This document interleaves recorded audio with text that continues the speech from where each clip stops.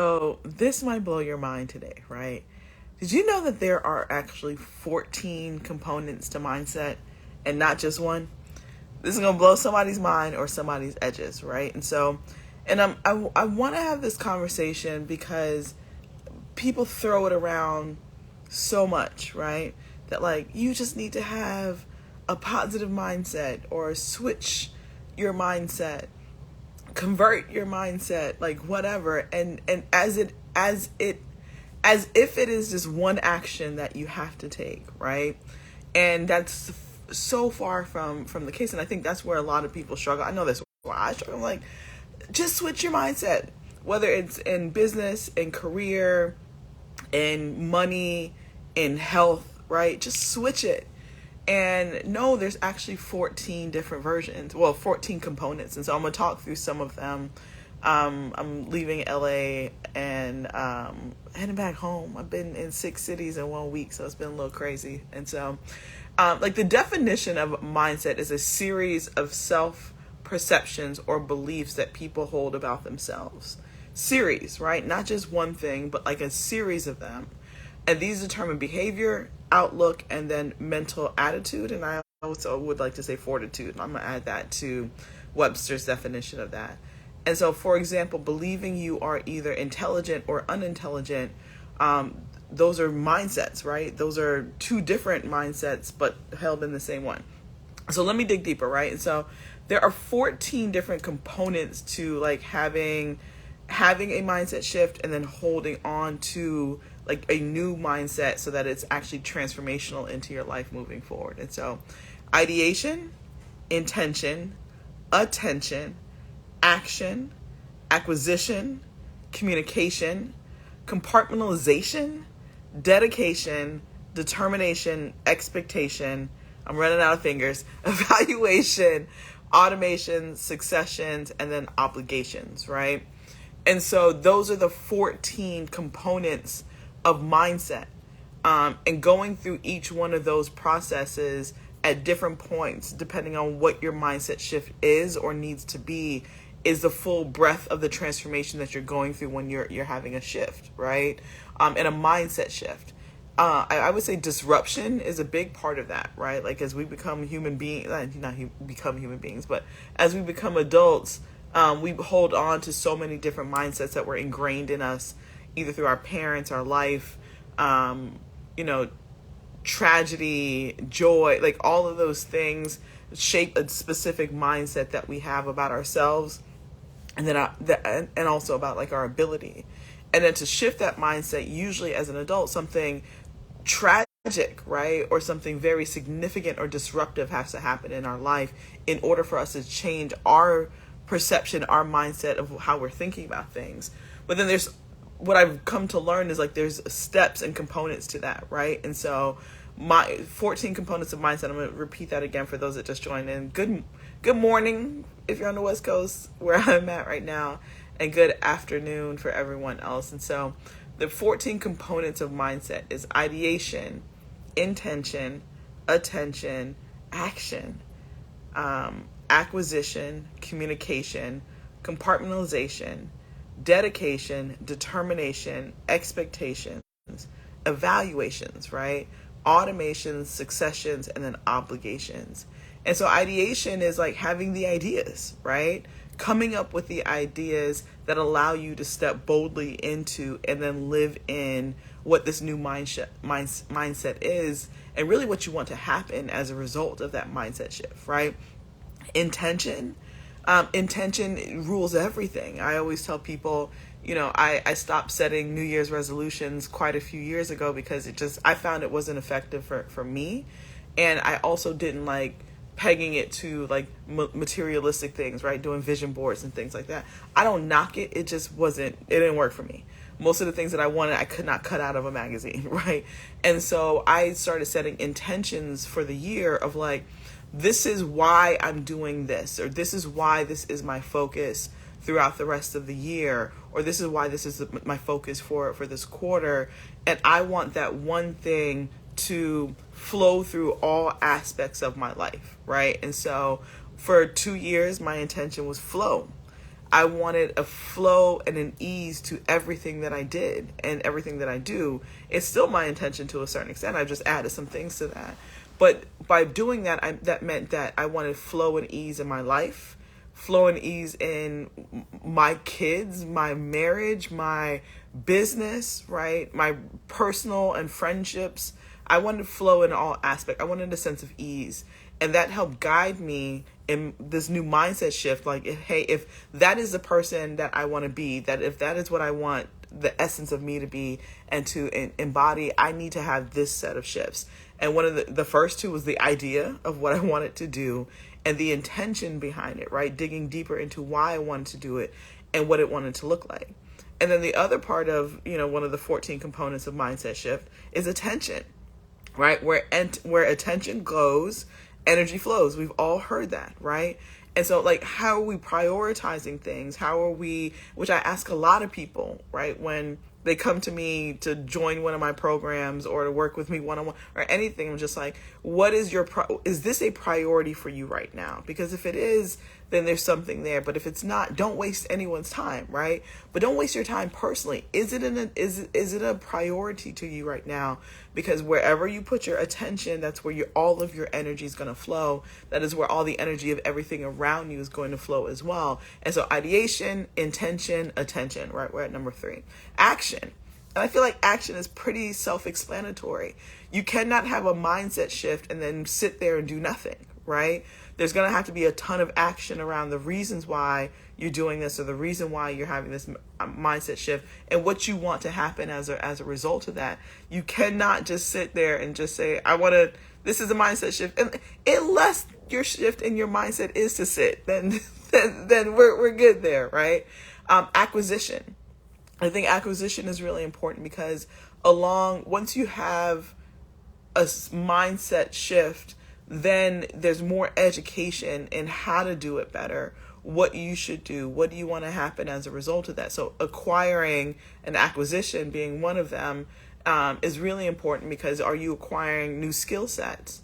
Are you acquiring a new tool set, right? You definitely are acquiring a new mindset, but like acquiring new relationships, acquiring new property. Like, what do you also need to acquire to stay in that mindset shift and for that mindset shift to actually pay off for you in whatever way you want it to pay off? Communication is what, number 1, 2, 3, 4, 5, number 6, right? The new language and the new story that you tell yourself is a communication shift that you need to have in your mindset. But more than anything, the new communication and new language vocabulary that you have to start using with everyone else around you. Because I think one of the hardest things is like when you have a mindset shift, and if you don't communicate that to the people around you, then they will constantly be talking to you as the old version of you, right? They will constantly talk to you as the old version of you. And if you're not careful, you end up right back into that same, sometimes limiting belief conversations, right? Sometimes that lack conversation. If you are a different type of entrepreneur now and you're raising money, but you have not had that conversation with like people that are around you that like, hey, I only want to do meetings with people that potentially can come on as strategic partners, then they may keep filling your calendar with all these people that are going to waste your time, right? And so knowing how to communicate that, or the biggest thing that I always say to people around me is just like, don't come to me with any problems or like limiting beliefs. I cannot function in that way, right? It's really hard for me to function in that way. It'll spiral me down into the limiting beliefs that I'm trying to escape from. And so the communication part of the 14 components of like a mindset is, I think, probably one of the most important things because it's twofold. It's the new vocabulary, new stories, new words that you're telling yourself to keep yourself in the pocket of that transformation. And then more than anything, it's the new words, vocabulary, and stories that you were telling other people around you. I think really to set some boundaries more than anything, but then also to let them know like, hey, I will not tolerate that anymore. This is not where I want to spend my time, or this is who I only want to be surrounded with, or what I want to be surrounded with, or if you carve out 90 minutes a day just to think or to read, you got to communicate that to someone so they don't fill your time with somewhere else. Right? I'm just trying to give some full breadth of examples of what that looks like, but we cannot do like when we make the decision to do something transformational in our families, in our lives personally, we do have to communicate with that to someone. Maybe it's your assistant, maybe it's your significant other, maybe it's your kids, your parents, like whoever. You'll probably be having multiple conversations with people just to let them know, right? I think a prime example, and I always give my husband a hard time because like if he will, my husband's done like a master, what is not master class, the master cleanse before, or he'll do a juice fast, and he'll just wake up one day and just say, I'm doing it, right? And like halfway through the day, I'll be like, you didn't eat anything. And he's like, yeah, I'm doing a 3-day juice fast. I was just like, it would be nice for you to tell me that. And not necessarily because like I need to be on that transformation or that juice fast with him, so that I don't constantly ask you like, what do you want to eat, right? Or what do you want for dinner? Because sometimes that first day is the hardest day, right? So someone constantly asking you, hey, have you eaten yet? What do you want to eat? What should we do?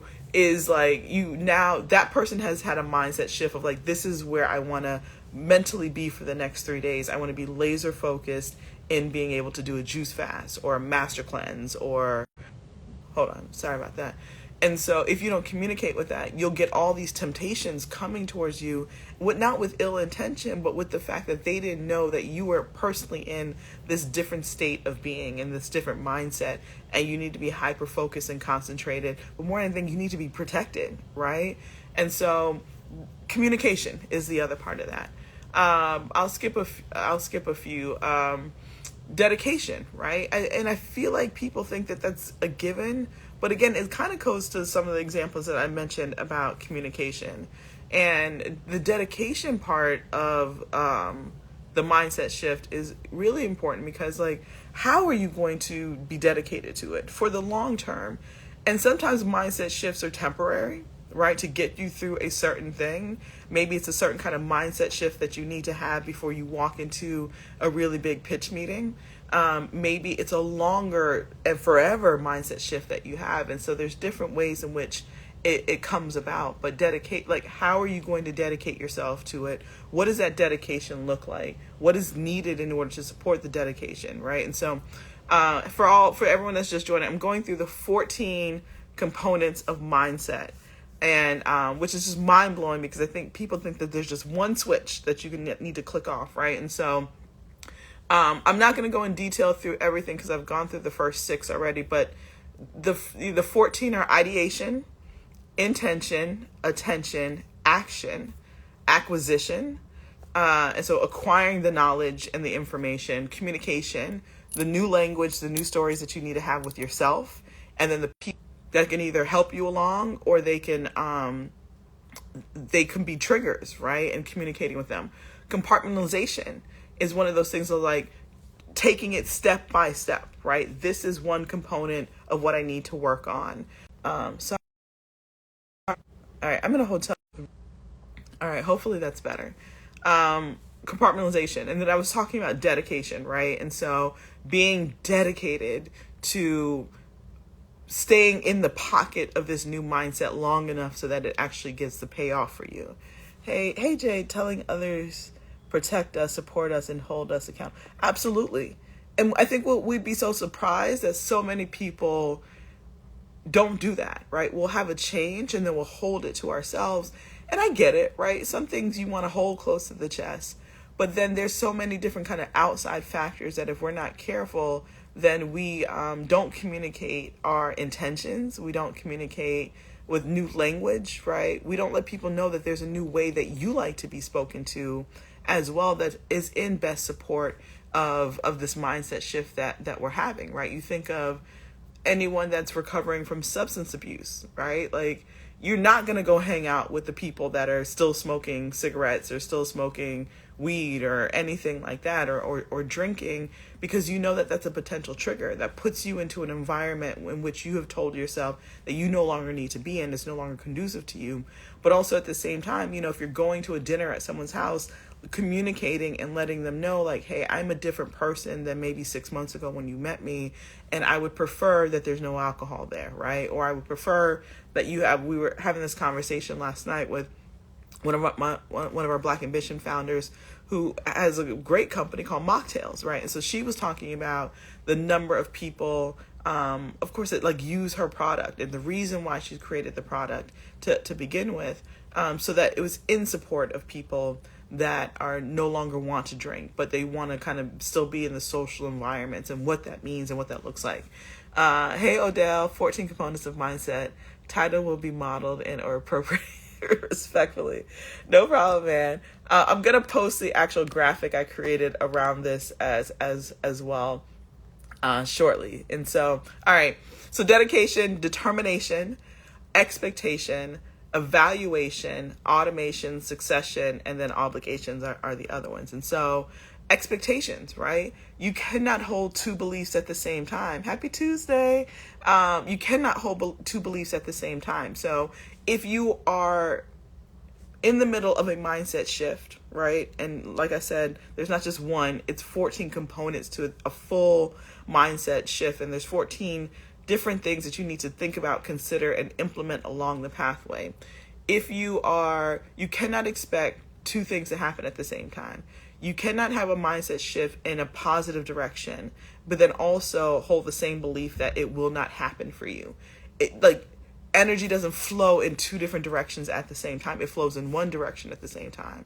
And so it's a waste of your personal energy, and it's a waste of your mindset shift to go in that direction, but then also in the back of your mind be thinking that it will not happen for you, right? And so you're a positive expectation and an expectation of a positive outcome is a really important component in the 14 components of your mindset, right?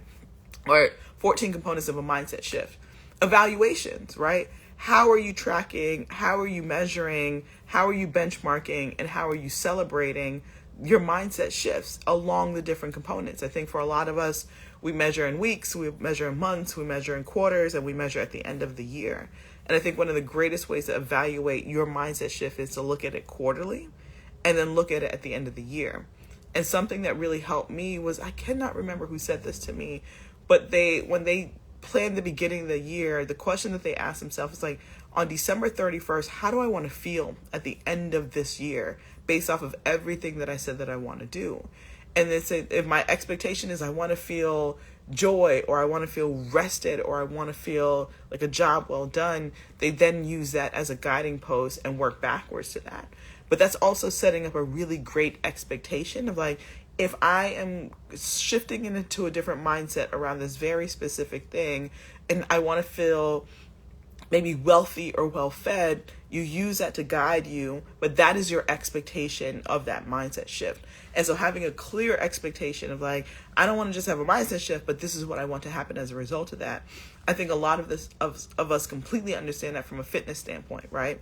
You hire a new trainer, you have to become the person that is open to hiring a new trainer, that is showing up every morning or afternoon, that is paying for that trainer, but you are hiring the trainer with an expectation that you're going to lose weight, gain more strength, gain more flexibility so that you can do X, Y, and Z, right? I don't think anyone just hires a trainer just willy-nilly, right? Like you literally hire a trainer with the expectation of losing or gaining something.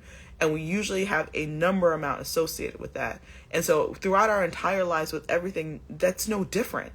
But if you're going to have a mindset shift, know that there's 14 components of that, and being able to evaluate that mindset shift of saying like, hey, I'm on track based off of what I want this to do. But you can only measure something and know if you're on track or something if you've actually set an end goal in mind of what you want that to look like, right? So that's why the expectation component is really important, and then that's why the evaluation part is equally important. All 14 components are important, and I think you're realizing the flow in which you implement these things.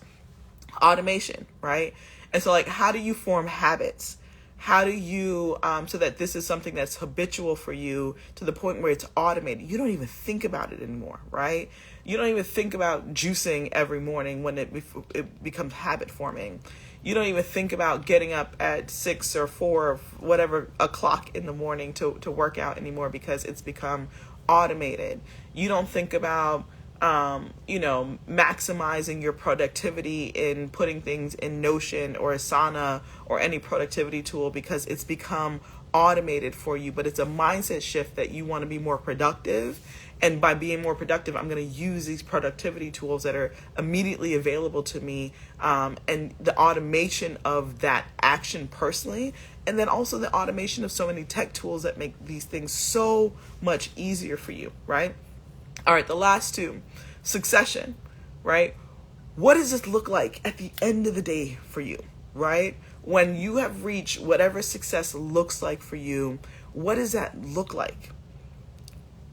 What are the next steps? Who takes over for you? Like, oh, those are all the things that you should be thinking about in like the succession component of your 14 components of a mindset shift, right? There's not just one, y'all.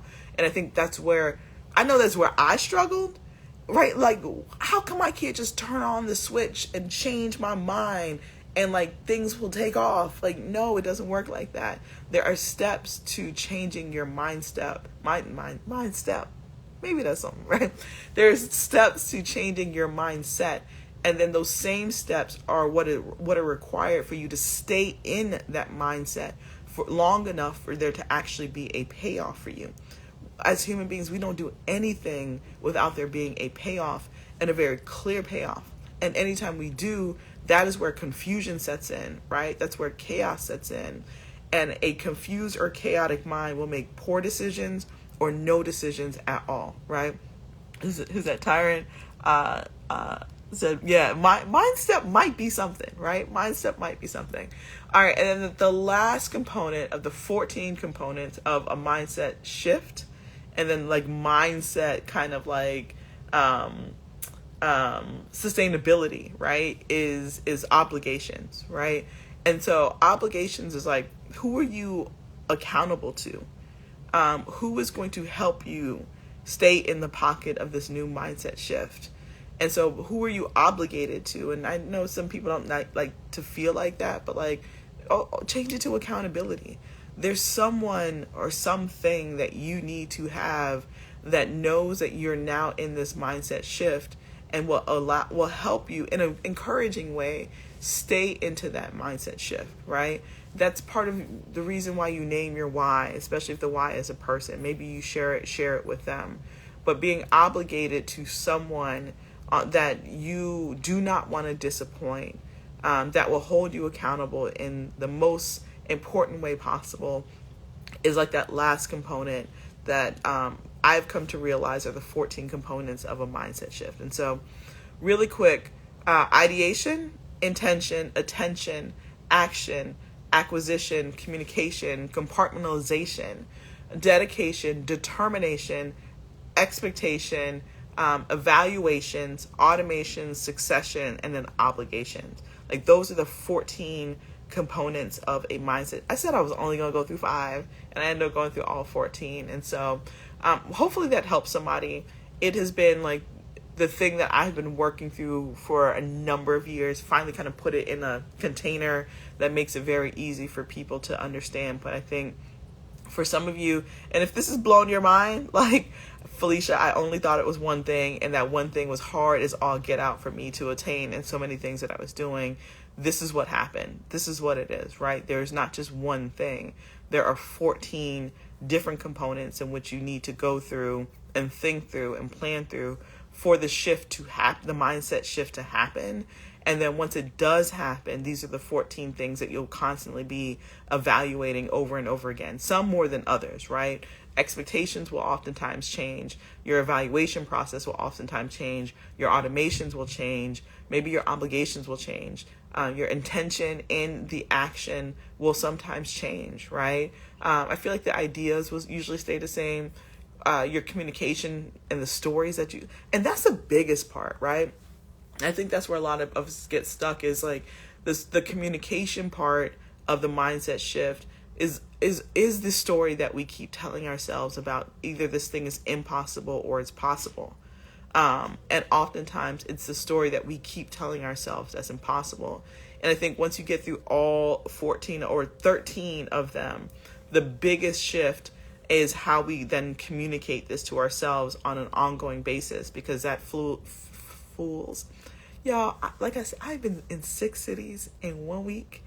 And this, so if I'm stumbling over my words, forgive me. That is what has been happening. A level of exhaustion, excitement, but exhaustion, because everything that I've been to has been phenomenal, right? And so my Amazon advisor board meeting last week, and then we had the Amazon Black Business Accelerator, which I'm on the advisory board to. We had an event in LA that I was a part of, and some of our entrepreneurs were a part of, and Black Tech Week for 3 days, in DC for a day, in Detroit, meeting with Logistics, which was absolutely phenomenal. The meeting in Virginia, so sis, I'm a little tired, but I'm also energized, and that energy has been just keeping me. But I did not want the week to go by without sharing this, because I think, that's my personal process of having to push through mindset things so much. Even just like this trip, I was just like, talked to my assistant every Friday, and we go through the calendar, and I was just like, my God, like that week is going to be absolutely impossible. And that's not a positive mindset to have about the week, because everything that I was getting ready to do was absolutely amazing.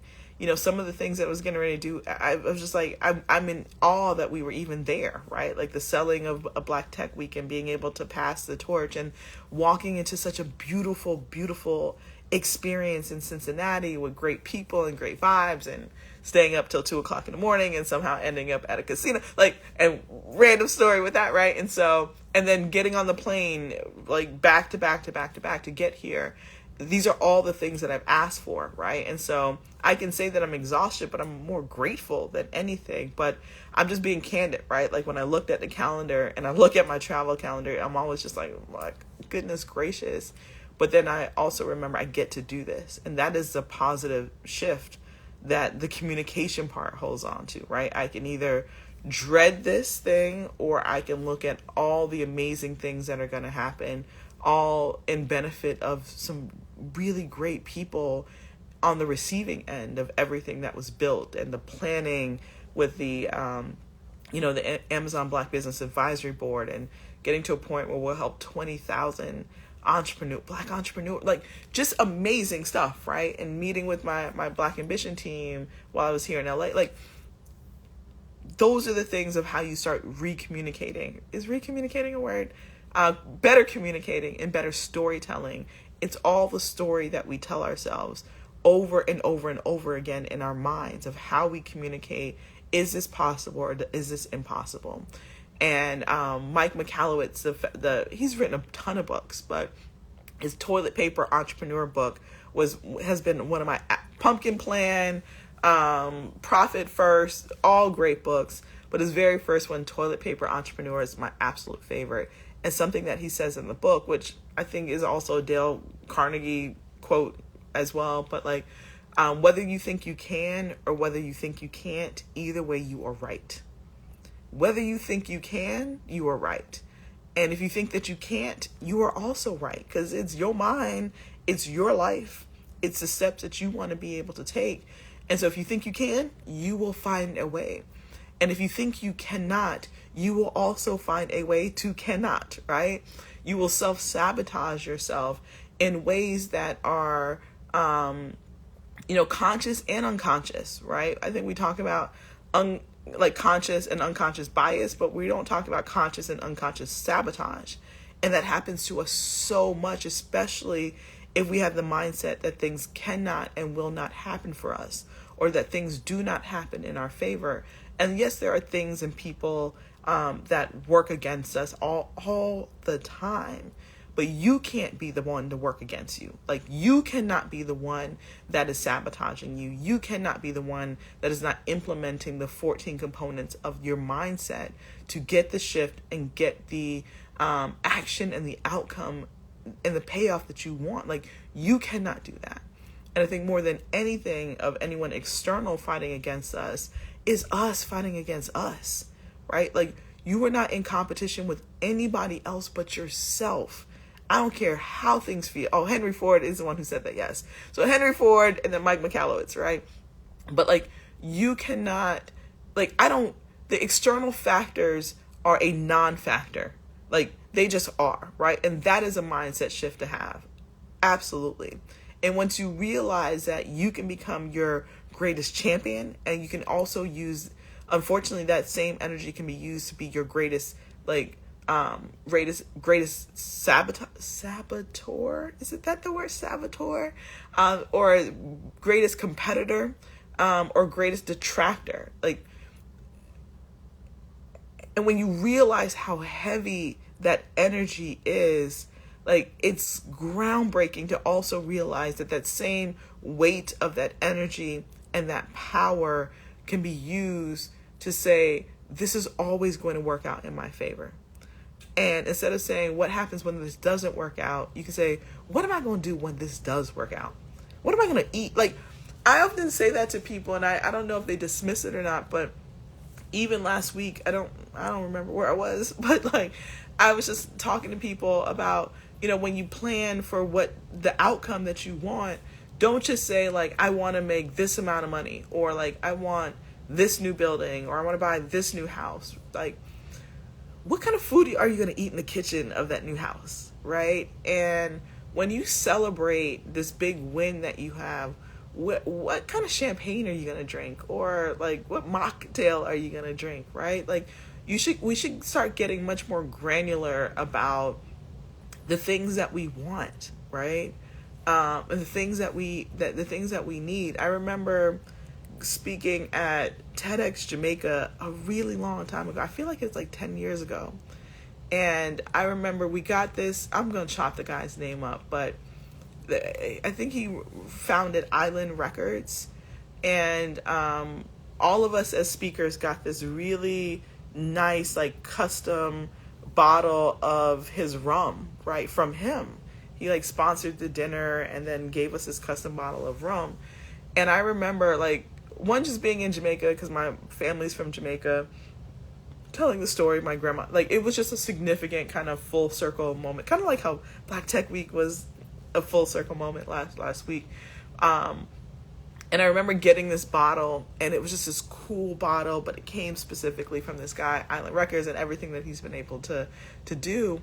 And I held on to that bottle, and I was just like, I could just open it when I got back home.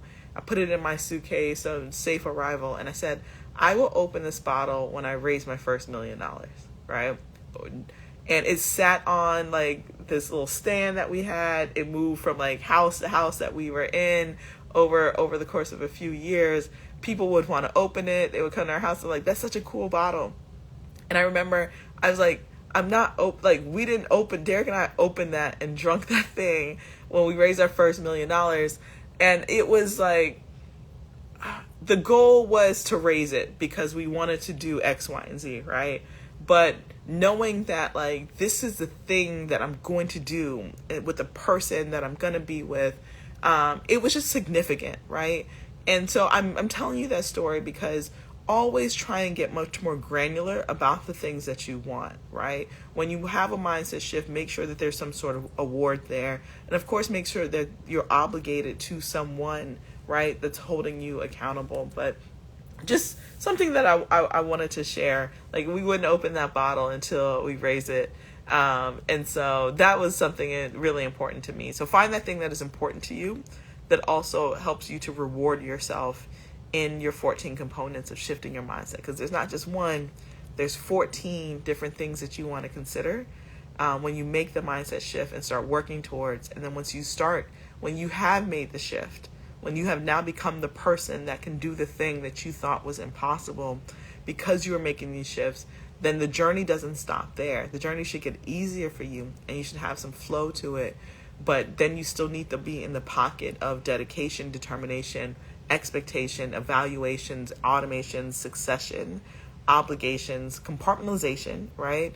Communication, acquisition, action, intentions, attention and intentions, and then more importantly, ideation, the ideas that fuel all of this. And so I'm going to go because I'm going to go ahead to the airport now. But if you missed any of the explanations of the 14 components, then I will make sure I save this so that you can go back and rewatch it. Sorry, I didn't even get a chance to wave at everybody. I was like in the middle of going through all of this. All right, y'all. I'm going to talk to you later.